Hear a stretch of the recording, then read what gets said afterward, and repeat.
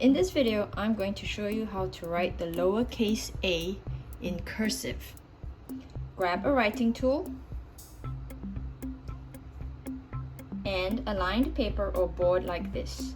Make sure to hold your tool correctly. This is the baseline, the midline, the top line. Let's start at the baseline.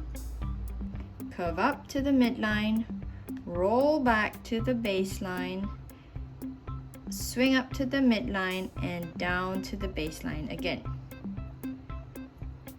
Let's do it again. Start at the baseline, curve up to the midline, roll back to the baseline, swing up to the midline, down to the baseline. There, that is the lowercase a in cursive. Thanks for watching this video, and I will see you in the next one.